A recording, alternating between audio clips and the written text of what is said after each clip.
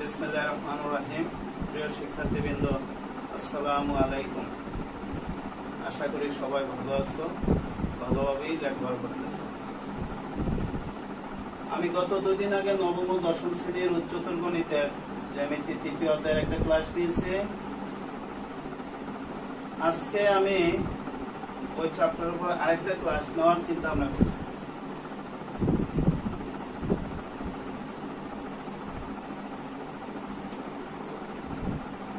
গত ক্লাসে মূল প্রতিবাদ্য বিষয় ছিল আসলে অ্যাপোলোনিয়াসের উপপাদ্যের উপর ভিত্তি করে তার সাথে সংশ্লিষ্ট বিষয়গুলো আমি উপস্থাপন করছি। আজকে আমি টলেমের উপপাদ্যের উপর ভিত্তি করে আমি ক্লাসটা নেব, তার সাথে সংশ্লিষ্ট বিষয়গুলো আমি আগে আলোচনা করে নেব। যেমন এই অংশে আছে তোমার পরিকেন্দ্র, ভরকেন্দ্র, লম্ববিন্দু। এটা তোমার পাঠ্য বইয়ের 73 পৃষ্ঠায় আছে পরিকেন্দ্র ভরকেন্দ্র সংজ্ঞা। পরিকেন্দ্র কি? এটা আমরা সাধারণ গণিত পড়ছি। পরিবৃত্তের ত্রিভুজের পরিবৃত্তের ব্যাসার্ধটা কেন্দ্রটাই হলো পরিকেন্দ্র।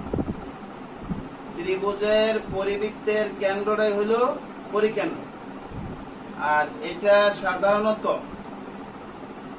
ত্রিভুজের যেই কোনো দুই বাহুর লম্ব সমদ্বিখণ্ডকের ছেদবিন্দুটাই হলো তার পরিকেন্দ্র।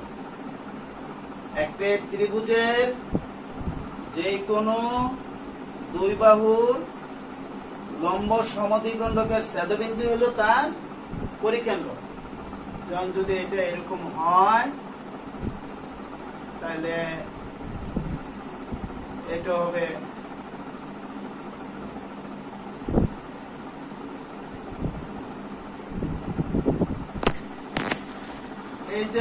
এই যে লম্ব দ্বিখণ্ডক দুইটা এখানে A B C ত্রিভুজে A B R AC বাহুর লম্ব সমদ্বিখণ্ড প্রথমে পি কিউ আর এস ও বিন্দুতে ছেদ করে এই ও বিন্দুটা হবে ত্রিভুজ এবিসি এর পরিকেন্দ্র।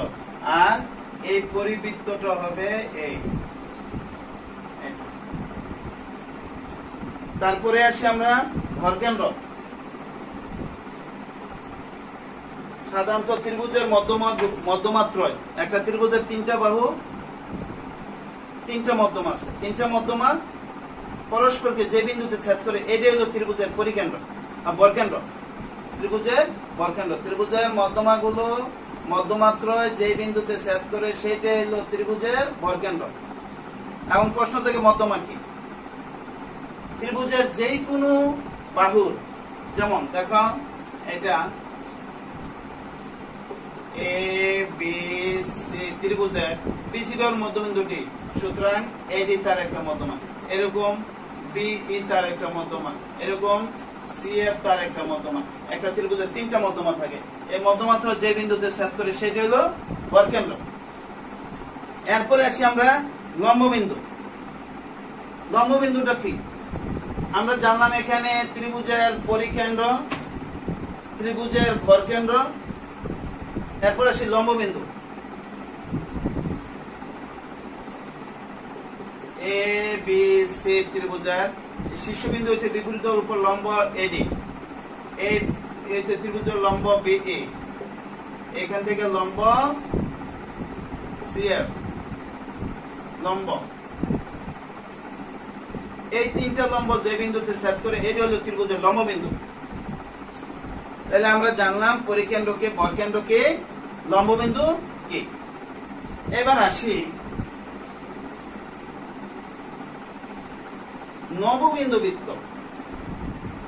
নববিন্দু বৃত্ত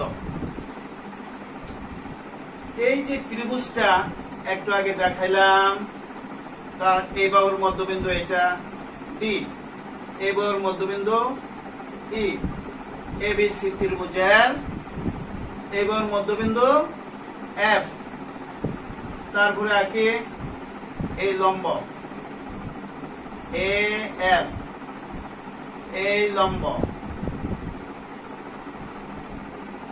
এ এম, এই লম্ব এ এন, তারা পরস্পরকে ও বিন্দুতে ছেদ করে এই ও বিন্দুটা হলো লম্ববিন্দু।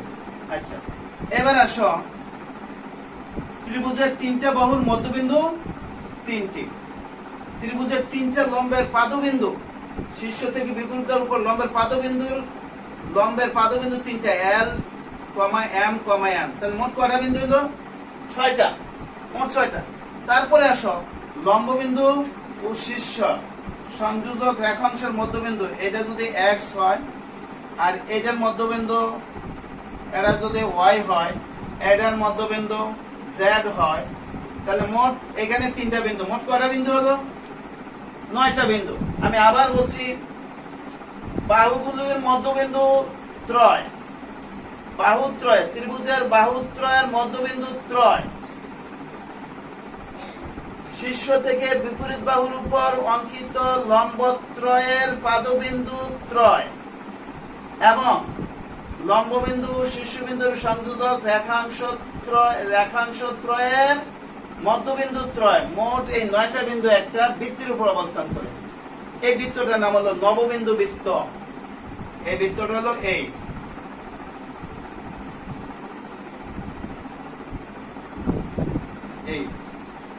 আমি আবার বলছি, একটা ত্রিভুজের 3টা বাহুর 3টা মধ্যবিন্দু, শীর্ষ থেকে বিপরীত বাহুর উপর অঙ্কিত 3টা লম্বের 3টা পাদবিন্দু, মোট 6টা বিন্দু। তারপরে লম্ববিন্দু শীর্ষবিন্দুর সংযোজক রেখাংশের, এই যে ও এর মধ্যবিন্দু এক্স, ও বি এর মধ্যবিন্দু ওয়াই, ও সি এর মধ্যবিন্দু জেড, এই মোট 3টা, সর্বমোট 9টা বিন্দু একটা বৃত্তের উপর অবস্থান করে। এই বৃত্তটার নাম হলো নববিন্দু বৃত্ত। আমি আবার বলছি, একটি ত্রিভুজের বাহুত্রয়ের মধ্যবিন্দু ত্রয়, শীর্ষ থেকে বিপরীত বাহুর উপর অঙ্কিত লম্বত্রয়ের পাদবিন্দু ত্রয় এবং লম্ববিন্দু ও শীর্ষবিন্দুর সংযোজক রেখাংশ ত্রয়ের মধ্যবিন্দু ত্রয়, এই 9টি বিন্দু একটি বৃত্তের উপর অবস্থান করে। এই বৃত্তটাকে বলা হয় নববিন্দু বৃত্ত। এটা পাইবে তোমরা পাঠ্য বইয়ের 75 পৃষ্ঠায়। এই নববিন্দু বৃত্তের ব্যাসার্ধ পরিবৃত্তের ব্যাসার্ধের অর্ধেক, অর্থাৎ পরিবৃত্তের ব্যাসার্ধ নববিন্দু বৃত্তের ব্যাসার্ধের দ্বিগুণ। আর এই নববিন্দু বৃত্তের কেন্দ্র লম্ববিন্দু পরিকেন্দ্রের সংযোজক রেখাংশের মধ্যবিন্দু। এরপরে আসি আমরা এখানে আমরা কি কি জানলাম? ভরকেন্দ্র, পরিকেন্দ্র, লম্ববিন্দু, নববিন্দু বৃত্ত, মধ্যমা। তারপরে নববিন্দু বৃত্তের ব্যাসার্ধের সাথে পরিবৃত্তের ব্যাসার্ধের সম্পর্ক, নববিন্দু বৃত্তের কেন্দ্র। এবার আসি আমরা একটা প্রশ্ন।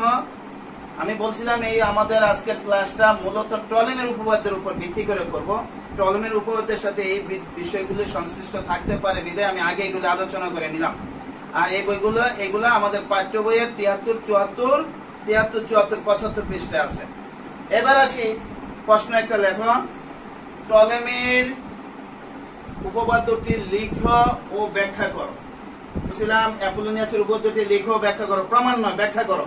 টলেমের উপপাদ্যটি লিখো ব্যাখ্যা করো। তারপরে প্রশ্নটা হলো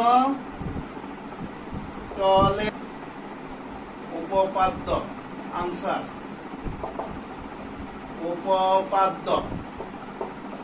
উপপাদ্য আমাদের বইয়ে আছে। উপপাদ্যটা পাঠ্য বইয়ের 76 পৃষ্ঠায়, পাঠ্য বইয়ের 76 পৃষ্ঠায় উপপাদ্য 12। বৃত্তস্থ চতুর্ভুজের, টলেমির উপপাদ্যটা হল বৃত্তস্থ চতুর্ভুজের কর্ণদ্বয়ের অন্তর্গত আয়তক্ষেত্রের ক্ষেত্রফল তার বিপরীত বাহুর অন্তর্ভুক্ত আয়তক্ষেত্রের ক্ষেত্রফলের সমষ্টির সমান। যেমন তুমি দেখো পাশের চিত্রটা, এবিসিডি একটি বৃত্তস্থ চতুর্ভুজ, তার কর্ণ এসইউবিডি। টলেমির উপপাদ্য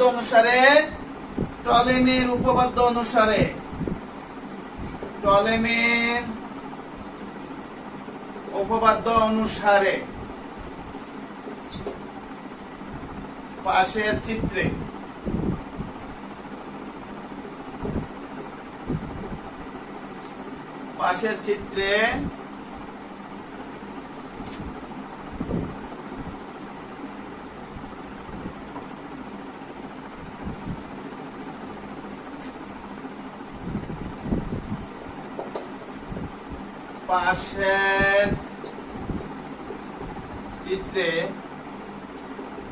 ABCD একটি বিধ্বস্ত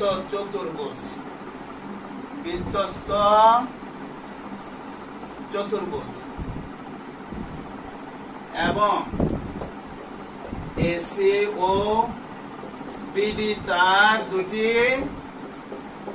কর্ণ টলেমির উপপাদ্য অনুসারে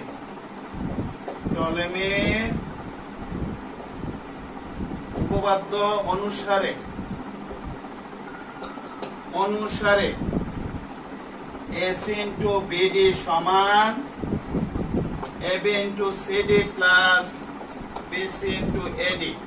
এই ব্যাখ্যা বললে এতটুকুই, আর এখানে উপপাদ্যটা লাগবে। যদি বলে টলেমির উপপাদ্যটি আমাদের প্রশ্নের ক নাম্বার উত্তরে প্রশ্নে থাকতে পারে, সৃজনশীল প্রশ্নের ক নাম্বার প্রশ্নে যে টলেমির উপপাদ্য লিখো ব্যাখ্যা করো, উপপাদ্যটা লিখবা। প্রথম উপপাদ্য লিখবা বিধ্বস্ত চতুর্ভুজের কর্ণদ্বয়ের অন্তর্ভুক্ত আয়তক্ষেত্রের ক্ষেত্রফল তার বিপরীত বাহুদ্বয়ের অন্তর্গত আয়তক্ষেত্রের ক্ষেত্রফলের সমষ্টির সমান। এটা উপপাদ্যটা লেখার পরে এরপরে ব্যাখ্যাটা একটা এরকম চিত্র আঁকবা, চিত্র এঁকে লিখে দিবা। চিত্রটা উপরে থাকলে লিখবা উপরে, চিত্র পাশে থাকলে লিখবা পাশের চিত্রে। আমার পাশে আছে বলে আমি পাশের চিত্রে লিখছি। পাশের চিত্রে ABCD একটি বিধ্বস্ত চতুর্ভুজ এবং AC ও BD তার দুটি কর্ণ। টলেমির উপপাদ্য অনুসারে AC into BD equal to AB into CD plus BC into AD। এবার আসি আমরা টলেমির উপপাদ্যটা প্রমাণ করব।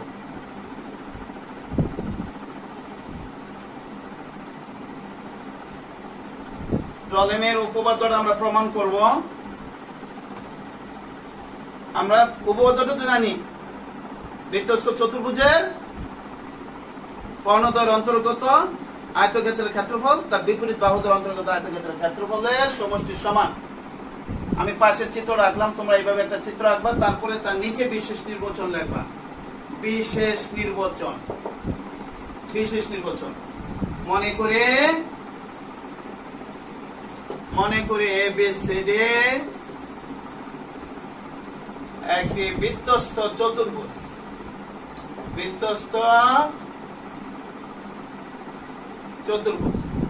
AC ও BD তার দুটি কর্ণ।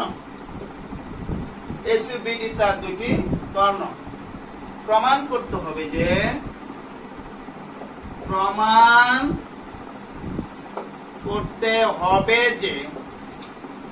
যে AC into BD সমান AB into CD plus BC into AD। এতটুকু আমাদের অঙ্কন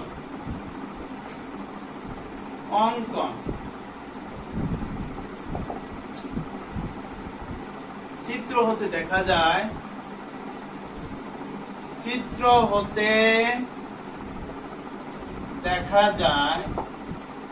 কোণ CAD greater than কোণ BS চিত্র হতে দেখা। এখন কোণ CAD হতে কোণ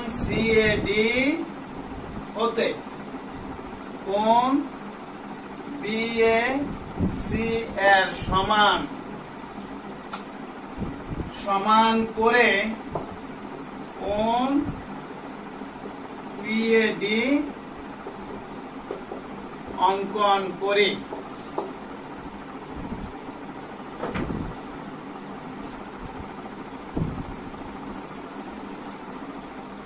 AP রেখাংশ BD কে P বিন্দুতে হেল্প করে।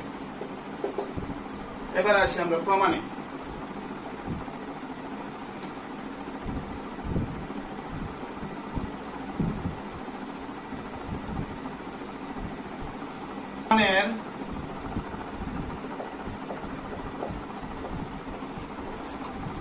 ত্রিভুজ এবিসি,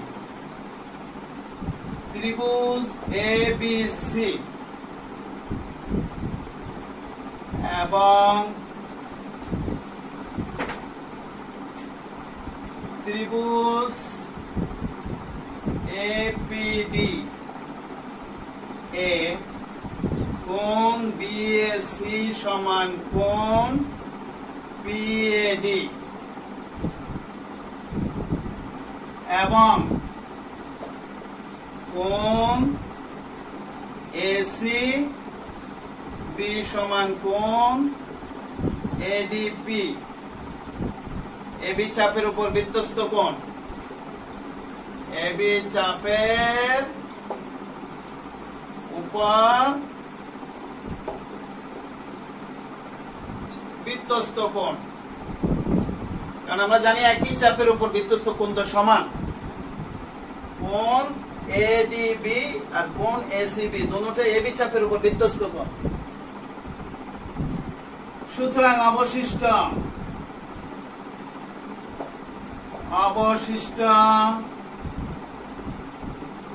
কোণ এবিসি ইকুয়াল টু অবশিষ্ট কোণ এপিডি। সুতরাং ত্রিভুজ এবিসি ও ত্রিভুজ এপিডি সদৃশ কোণে, ফলে এরা সদৃশ, এরা সদৃশ। সুতরাং বিসি বাই বিসিটা কার সাথে গুণ হবে? আমার প্রমাণে দেখো বিসি ইন্টু এডি আছে, বিসি ইন্টু এডি, তাহলে এডিটা এখানে থাকবে। তাহলে না বজ্রবন্ধন করলে বিসি ইন্টু এডি হবে। বিসিটা এই ত্রিভুজ এবিসি এর এই কোণের সমান নাকি? এই কোণের বিপরীত বাহু। তাহলে এই কোণ সমান বিএসি সমান তো পিএডি। পিএডি এর বিপরীত বাহু কি? পিডি। কারণ সদৃশ হলে অনুরূপ বাহুর অনুপাত সমান। অনুরূপ বাহুটা বিসি বাহুর অনুরূপ বাহু হলো পিডি বাহু। কারণ বিসিটার বিপরীত কোণ হলো কোণ বিএসি আর পিডিটার বিপরীত কোণ হলো কোণ পিএডি। কোণ বিএসি সমান কোণ পিএডি, কোণ বিএসি সমান কোণ পিএডি। আবার এডিটা ত্রিভুজ এপিডি এর ত্রিভুজ এডি, এডিটা কোন কোণের বিপরীত বাহু? কোণ এপিডি এর। কোণ এপিডি সমান কোণ এবিসি, কোণ এবিসি এর বিপরীত বাহু হলো এসি, কোণ এপিডি এর বিপরীত বাহু হলো এসি। তা সুতরাং এসি ইন্টু পিডি সমান বিসি ইন্টু এডি। এটা দেওয়া রাখা এক নয়। আমাদের এটা মুছে ফেলতে হবে, এই জন্য আমি সাইডে একটু লেখা রাখি এসি ইন্টু পিডি সমান বিসি ইন্টু এডি। এটা এক নং দিয়ে এখানে লেখা রাখলাম সাইডে। আবার আসি আরেকটা অংশ, কোণ বিএসি সমান কোণ পিএডি।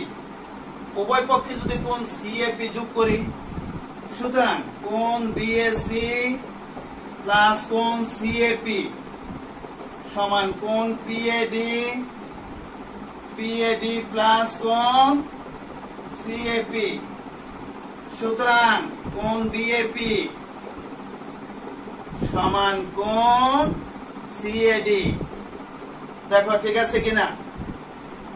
আমাদের এই কোণটার সাথে যখন এটা যোগ করে তাহলে এটা হয়, এটা সমান এইটা।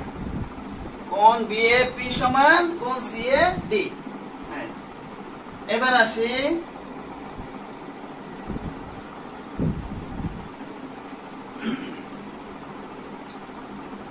ত্রিভুজ এবিপি, ত্রিভুজ এবিপি ও ত্রিভুজ এসিডি ACDA কোণ BAP সমান কোণ CAD এবং কোণ ABP কোণ ABP সমান কোণ ACD। এডি চাপের উপর বৃত্তস্থ কোণ, এডি চাপের উপর বৃত্তস্থ কোণ। আগের কথাটা আমরা জানছিলাম, আগে ছিল এবি চাপের উপর বৃত্তস্থ কোণ, আর এখন হলো এডি চাপের উপর বৃত্তস্থ কোণ, কোণ এডিপি সমান কোণ এসিডি। তাইলে সুতরাং অবশিষ্ট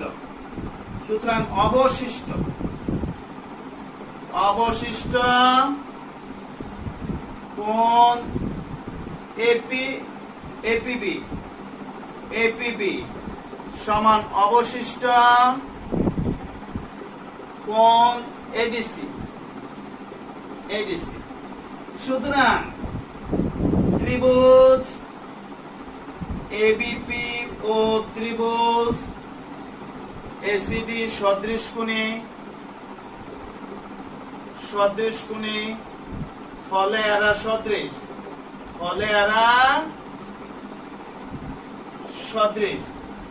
সুতরাং দুইটা ত্রিভুজ যদি সদৃশ হয় তাদের অনুরূপ বাহুগুলোর অনুপাত সমান হবে। এখন আমাদের এর আগে BC ইন্টু AD এসে গেছে, BC ইন্টু AD, এখন আমরা AB ইন্টু CD আনবো। তাহলে ত্রিভুজ ABP এর দেখো AD ইন্টু CD,